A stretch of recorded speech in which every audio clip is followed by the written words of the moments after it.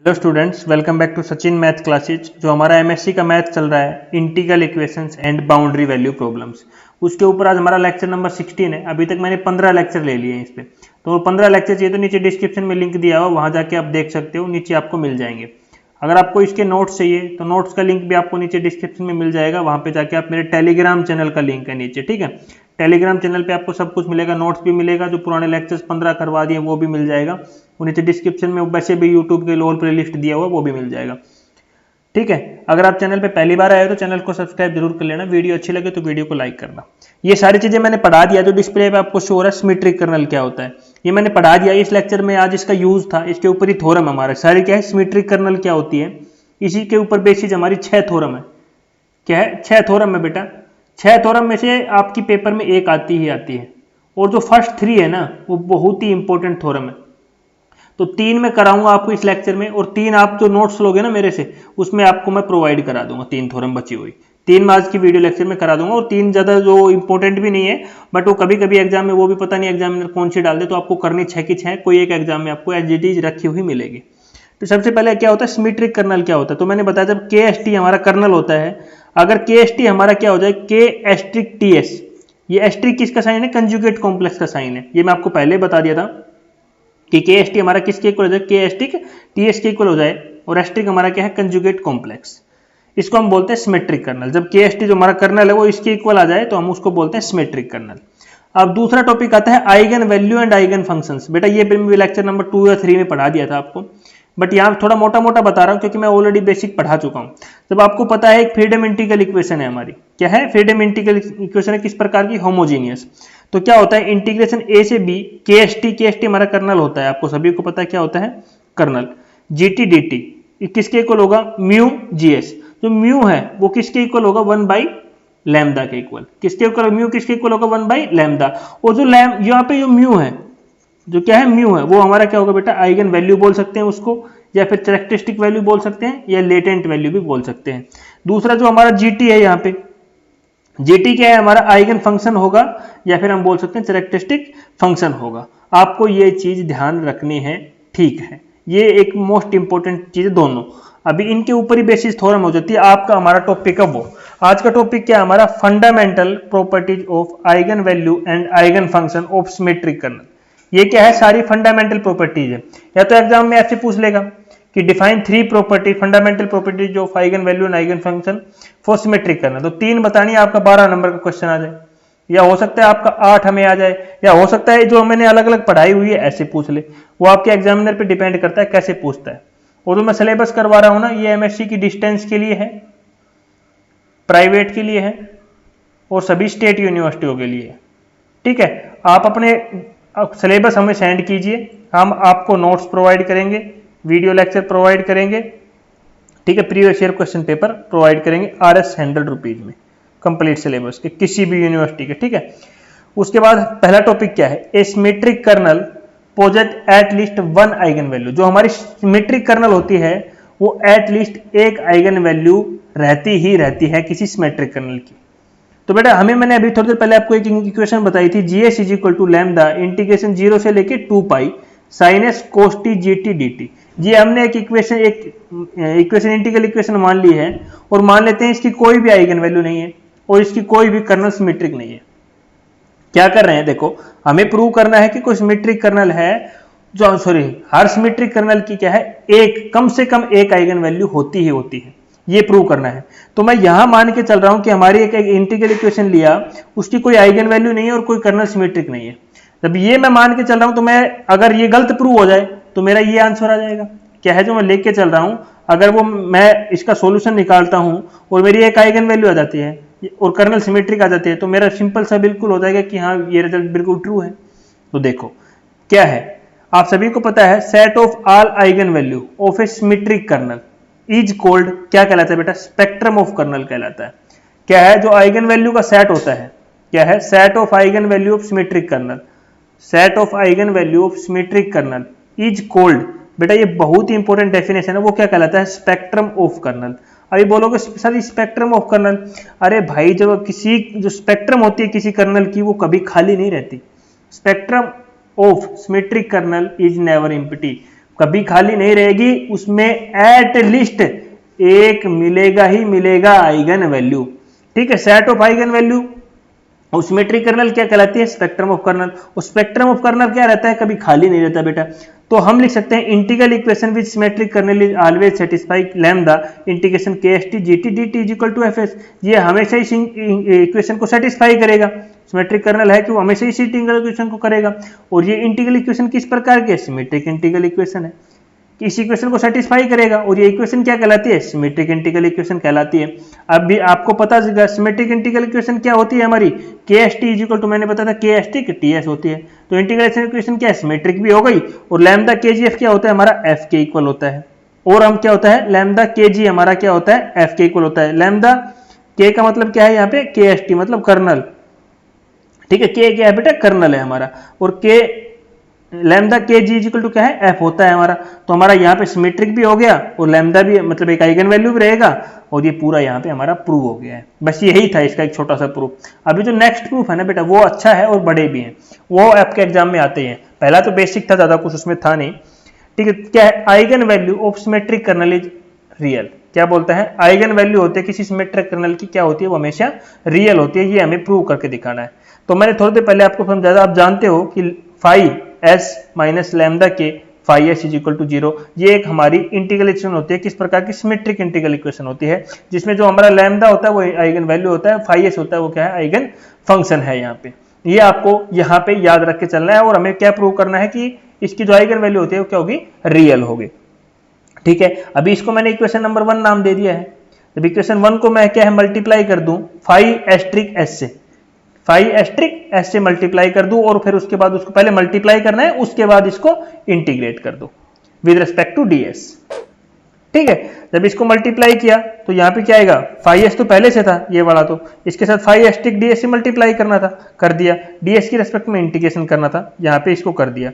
आगे लैम्डा के phi S as it is, lambda के phi S as it is, और मल्टीप्लाई कर दिया फाई एस्ट्रिक ds से और इंटीग्रेट कर दिया। ds यहाँ पे हमने ले लिया। लैम्डा हमारा आइगन वैल्यू तो हमने बाहर ले लिया है। अब यहां तक बताओ किसको समझ में नहीं आया था? मैंने आपको क्या पढ़ा था? जेड स्क्वायर हमारा क्या होता है? थोड़े पिछले लेक्चर में पढ़ा था जेड स्क्वायर हमारा क्या? जेड स्क्वायर का मोड क्या होता है? जेड मल्टीप्लाई जेड का कंजुगेट कॉम्प्लेक्स। तो यहां पे हमारा ये क्या दिखा रहा है? Phi asterisk S phi S भाई किसके इक्वल होगा? फाई एस के बार के स्क्वायर। अरे इसका मतलब क्या है? Conjugate complex. में थोड़ी देर पहले बताया ना, ये किसका साइन है? कंजुगेट कॉम्प्लेक्स का। और इसका भी क्या मतलब है? Conjugate complex. मैंने थोड़ी देर पहले बताया ना, एस्ट्रिक हमारा किस लिए यूज हो रहा है? Conjugate complex. तो इस दोनों को हम क्या लिख सकते हैं? फाई एस मोड का स्क्वायर। यहां मैंने लिख दिया फाई एस मोड का होल स्क्वायर ds। इसकी टर्म को यहाँ पे ये लिख दिया है। अब आगे क्या है? K phi asterisk S ds is equal to 0। अभी ये मैंने पढ़ाया था फ्रीडम ऑपरेटर से, ये किसके इक्वल हो जाएगा बेटा? के फाई एस्ट्रिक एस ds। इसको सोल्व करेंगे तो ये हमारा किसके इक्वल आता है? यहाँ पे अगर इंटीग्रेशन इक्वेशन का 16वां लेक्चर देख रहे हो ना बेटा, तो आपको ये चीज तो पता हो जानी चाहिए मैं कैसे लिख रहा हूँ। बार बार मैं आपको नहीं बता सकता। यहाँ पे ये हमारा किसके इक्वल हो जाएगा? के फाई कोमा फाई के इक्वल हो जाएगा। ये पूरी टर्म हमारी किसके इक्वल हो जाएगी? के फाई कोमा फाई के इक्वल हो जाएगी। इस इंटीग्रेशन को सोल्व करेंगे। और आपको मैंने ये बताया था इंटीग्रेशन मॉडुलस फाई एस का होल स्क्वायर, ये हमारा किसके आ जाएगा? फाई के नॉर्म के इक्वल। ये किसका साइन आ गया बेटा? नॉर्म का आ गया हमारा। किसका साइन आ गया? ये नॉर्म का साइन आ गया। और इसको सोल्व किया हमने तो हमारा ये आ गया। अब ये किसके इक्वल है? 0 के इक्वल है। यहां से हम लैम्डा की वैल्यू निकाल दे, क्योंकि हमें लैम्डा ही प्रूव करना है। लैम्डा ही हमारा क्या आएगा? रियल। ये प्रूव करना था, आइगन वैल्यू लैम्डा ही है, मैंने बताया था आइगन वैल्यू लैम्डा ही है। तो ये इक्वल हमारी किसके इक्वल आ गई? 0 के इक्वल आ गई। यहां से मैंने लैम्डा की इक्वल वैल्यू निकाली तो लैम्डा ये इससे दूसरी साइड चला गया, तो फाई का नॉर्म का स्क्वायर अपॉन के फाई कोमा फाई। अभी हमारा फाई क्या होगा भाई? नॉर्म में है तो बिल्कुल रियल ही होगा, कोई डाउट ही नहीं है। और जो के फाई है वो भी हमारा रियल होगा किसी सिमेट्रिक कर्नल के लिए। तो हमारा हो गया ना, आइगन वैल्यू लैम्डा है वो भी क्या होगा? हमारा रियल ही होगा। अरे ऊपर भी रियल आ गया, नीचे भी रियल आ गया, तो हमारा पता है रियल अपॉन रियल ही आएगा ना, कुछ रियल वैल्यू ही आएगी। अरे इतना छोटा सी बात थी, बस आपको ये डाउट समझना था कि यहाँ पे इसको क्या लिखते हैं और इसको क्या लिखते हैं। अगर इसको अभी भी बेटा लिखना नहीं है ना, तो आप मतलब अच्छी तरह पढ़ नहीं रहे हो। क्योंकि मैंने इसको इतनी अच्छी तरह समझाया इन दोनों को, ये सब आपके रियल एनालिसिस के पार्ट है। क्या है? रियल एनालिसिस मैथ है, ये पूरा रियल एनालिसिस में आपका पढ़ा है फर्स्ट ईयर में, ठीक है। और ये बिल्कुल सिंपल सा है, यहाँ पे फ्रीडम ऑपरेटर का यूज कर रहे हैं, ये भी इंटीग्रल इक्वेशन में आपने रियल एनालिसिस में पढ़ा था, मैंने यहाँ भी आपको थोड़ा समझाया है, आपको समझना है इसको। अभी आज का थर्ड, भाई ये भी बहुत मोस्ट इंपॉर्टेंट है, यूनिवर्सिटियों में, कई यूनिवर्सिटियों में 10 बार आया हुआ क्वेश्चन है ये। इसमें क्या प्रूव करना है, जो आइगन फंक्शन होता है किसी सिमेट्रिक कर्नल का corresponding to eigen value, different eigen value, sorry मैं बोल गया आइगन वैल्यू मतलब different eigen value are orthogonal. Orthogonal का मतलब क्या होता है बेटा? परपेंडिकुलर, सभी को पता है ऑर्थोगोनल का मतलब यहाँ पे क्या हुआ? परपेंडिकुलर। ये क्या बोलना चाह रहा है, जो आइगन फंक्शन होता है सिमेट्रिक कर्नल का, वो जो डिफरेंट आइगन वैल्यू होती है उनके कोरस्पोंडिंग क्या होता है? ऑर्थोगोनल होता है। कुछ नहीं है, बहुत ईजी है, बहुत ईजी है, बहुत ईजी है। हमने दो तो फंक्शन ले लिया, φ1 एंड φ2 दो आइगन फंक्शन ले लिया, और λ1 λ2 दो हमने आइगन वैल्यू ले लिए, ठीक है। कर्नल हमने सिमेट्रिक कर्नल ले ली KST। बताओ यहां तक किसको क्या समझ में नहीं आया? अब पिछले लेक्चर में, पिछले ही जो हमारा नंबर 2 किया था उसमें लिया था हमने फाई लैम्डा के फाई, ये एस का फंक्शन था ना, ये एस का था, ये हमारा KST का था। तो मैं ये फंक्शन लिख नहीं रहा हूं यहाँ पे, ये हमारा 0 के इक्वल था, लेकिन यहाँ पे हम दो आइगन फंक्शन ले रहे हैं, तो दो हो जाएंगे φ1 माइनस λ1 के φ1 इज इक्वल टू 0, क्योंकि 1 हो गया और लैम्डा हमने एक आइगन वैल्यू, फिर हमारा φ2 फंक्शन रहेगा λ2 इज इक्वल टू 0। ये दो इक्वेशन आ गई, समझ में आ गई होगी कैसे आई? ये अभी आपने सेकंड नंबर पढ़ा था, उसमें ये इक्वेशन लिखी थी, उसमें हमने दो फंक्शन ले लिए, दो आइगन वैल्यू ले लिया। अब ये क्या बोल रहा है, जो ये इक्वेशन 2 है इस पे हमने कंजुगेट अप्लाई कर दिया। कंजुगेट का मतलब हमने एस्ट्रिक लगा दिया, या फिर आप बोल सकते हो ये कंजुगेट का साइन हो गया, इस पे एस्ट्रिक लगा दिया, माइनस λ2 पे लगे ना क्योंकि आइगन वैल्यू है, के पे एस्ट्रिक लगा दिया, φ2 पे एस्ट्रिक अप्लाई कर दिया, और इसको मैंने इक्वेशन नंबर 3 नाम दे दिया, ठीक है। अब क्या करेंगे, इस इक्वेशन 1 को मल्टीप्लाई करेंगे किसी चीज से, और इक्वेशन 3 को मल्टीप्लाई करेंगे, फिर उसको सब्ट्रैक्ट करेंगे। क्या कर रहे हैं? मल्टीप्लाई इक्वेशन 1, ठीक है, बाई λ2 φ2 की एस्ट्रिक, और इक्वेशन 3 को मल्टीप्लाई करेंगे हम λ1 φ1, और उसके बाद हम वो इक्वेशन 1 को सब्ट्रैक्ट कर देंगे 3 में से, इक्वेशन 1 सब्ट्रैक्ट 3, ठीक है। तो हमने जब इसको सब्ट्रैक्ट करेंगे, इसको मल्टीप्लाई करेंगे इक्वेशन 1 से, और फिर इसको मल्टीप्लाई करेंगे 3 से, 3 को मल्टीप्लाई करेंगे इससे, और फिर सब्ट्रैक्ट करेंगे, तो हमारे पास ये इक्वेशन आ जाएगी बेटा, ठीक है। जनरल क्वेश्चन है, कुछ नहीं, सब्ट्रैक्ट माइनस प्लस है, और करके देख लेना, यही आएगी, इससे ज्यादा कुछ नहीं आएगी। जो पहली दो टर्म आएगी उसमें से λ2 और φ1 एंड φ2 का एस्ट्रिक कॉमन आ जाएगा, इसलिए 4 टर्म की जगह 3 टर्म आ रही है। ये क्या है? कॉमन आ गया, हमारा φ1 φ2 का एस्ट्रिक कॉमन आ रखा था, 4 टर्म बनी चाहिए थी, इसलिए 3 टर्म बनी है। इसकी मल्टीप्लाई करके अलग अलग लिख लेगा तो 4 टर्म हो जाएगी, डरने की बात नहीं है।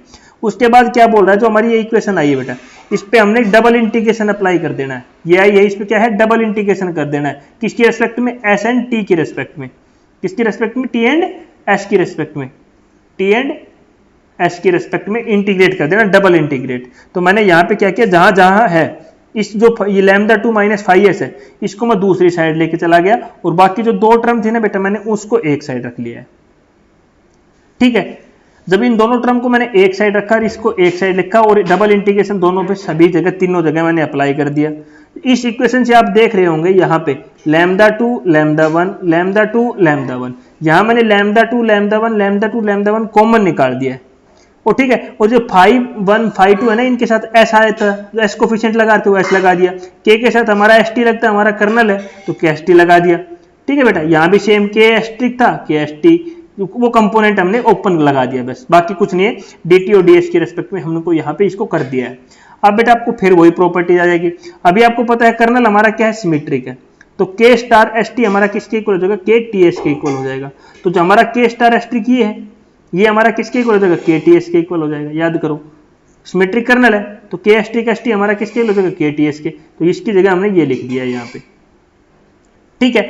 अब देखो integration λ2 minus λ1 φ1 asterisk dt ts, बेटा इसको सोल्व करोगे, ये तो कांस्टेंट हो गया, ये तो बाहर आ गया। जब इसका हम डबल इंटीग्रेशन सोल्व करेंगे, वही फॉर्मूला फिर φ2 एस्ट्रिक dt ds, इसको हम क्या लिख सकते हैं? φ1 φ2, इसको क्या लिख सकते हैं? φ1 φ2, इस इक्वेशन को तो हमने लिख दिया φ1 φ2। इसको सोल्व करके हमने यहाँ पे ये लिख दिया, ये हमारी एज इट इज लिख दिया, ये हमने यहाँ पे एज इट इज लिख दिया। अब क्या है? इंटरचेंज कर दिया एस एंड टी, किसमें? ओनली फर्स्ट टर्म में। फर्स्ट टर्म कौन सी है? ओनली ये वाली, जहां पे टी था वहां पे एस का, जहां पे एस है वहां पे टी कर दिया, ठीक है। ये कर दिया यहाँ पे चेंज, देखो आपको ब्लैक रंग से दिख रहा होगा चेंज किया हुआ। और दूसरी टर्म हमारी एज इट इज थी, इज इक्वल टू क्या था, λ2 माइनस λ1 φ1 φ2 कोमा φ2। ठीक है, अब ये दोनों टर्म सेम आ जाएगी, जब हमने टी और एस कंपोनेंट चेंज किया तो ये दोनों क्या हो गया, कैंसिल हो गया, ये और ये वाला क्या हो गया, कैंसिल हो गया। ये और ये कैंसिल हुआ तो हमारा क्या हो गया, ये पूरा जीरो हो गया इस साइड का, तो हमारा क्या बच गया, λ2 minus λ1 φ1 comma φ2 is equal to 0। और हमारा पता है λ2 माइनस λ1 तो 0 का नहीं हो सकता हमारा, नॉट इक्वल टू 0, तो हमारा क्या होगा, φ1 कोमा φ2 इक्वल टू क्या होगा, 0 होगा। तो हमारा φ1 φ2 इक्वल टू 0 आ गया, तो हम लिख सकते हैं φ2 क्या होगा, हमारा ऑर्थोगोनल फंक्शन होगा। बेटा ये था आज का टॉपिक यहाँ का ऑर्थोगोनल फंक्शन का। अब चलते हैं चौथे नंबर के टॉपिक पे। बेटा ये देखो हार्ड नहीं था बिल्कुल भी, बस आपको मल्टीप्लाई करके सोल्व करके लिखना है। इतना इजी वे में ना कोई टीचर ने किसी यूट्यूब पे नहीं पढ़ा रखा, अगर पढ़ा रखा हो तो उस सर का नाम मेरे को भी बताना आप। अगला टॉपिक क्या है, the multiplicity of any non zero eigen function is finite for every symmetric kernel for which ये चौथा है, ये मैंने यहाँ पे सोल्व किया हुआ है, आप इसको नोट्स में मैं आपको प्रोवाइड करा दूंगा, ये आप जाके देख सकते हो, बहुत ही इजी है। ये भी जो मैंने पिछला करवाया है, एक पांचवा ये है, ये भी आपको मैं नोट्स में प्रोवाइड करा दूंगा, दोनों सेम सेम है। और लास्ट हमारा ये है। ठीक है, ये 6 टॉपिक है बेटा, बहुत ही इंपॉर्टेंट है, इनमें से एक आपके एग्जाम में आएगा ही आएगा। तो मैं 6 के 6 आपको एक पीडीएफ फॉर्म पर प्रोवाइड करा दूंगा, ये टेलीग्राम पे, वहां से जाके आप 3 देख सकते हो, क्योंकि ये 3 मैंने कराए हैं और 3 मैंने नहीं कराए हैं। अगर उसमें प्रॉब्लम आए तो मेरे को बताना, उन तीनों को फिर मैं एक वीडियो बना के आपके सामने डाल दूंगा। अभी आता है लेक्चर नंबर 17। बेटा लेक्चर नंबर 17 हमारा बहुत ही इंपॉर्टेंट है, मोस्ट इंपॉर्टेंट है। ठीक है, एग्जाम में आपके रखा हुआ एज इट इज मिलेगा 16 मार्क्स में। ठीक है, तो इसको अच्छी तरह नेक्स्ट लेक्चर में करेंगे। अगर चैनल पे पहली बार आए तो बेटा सब्सक्राइब जरूर कर लेना, इतनी मेहनत कर रहा हूं आप लोगों के लिए, और इतनी RS 100 रुपीज में मैं आपको कोर्स प्रोवाइड कर रहा हूं। ठीक है, और किसी भी यूनिवर्सिटी में अगर 60% मार्क्स आपके मेरे इस वीडियो के माध्यम से नहीं आते, क्योंकि मैं 25 से 30 लेक्चर बनाता हूँ एक बुक का, और 25 से 30 लेक्चर किसी बच्चे के लिए पढ़ना मुश्किल नहीं है, उसको मैं 60% मार्क्स इजीली आ जाएंगे अगर वो आपने अच्छी तरह पढ़ा है तो 100 रुपीज में। और लोग 5-5 हज़ार लेके भी 33% नहीं दिला पा रहे हैं। ठीक है, तो थोड़ा बहुत आप मेरी मेहनत को याद रखते हुए एक बार चैनल को सब्सक्राइब जरूर कर लेना और वीडियो को जरूर शेयर करना। Thank you.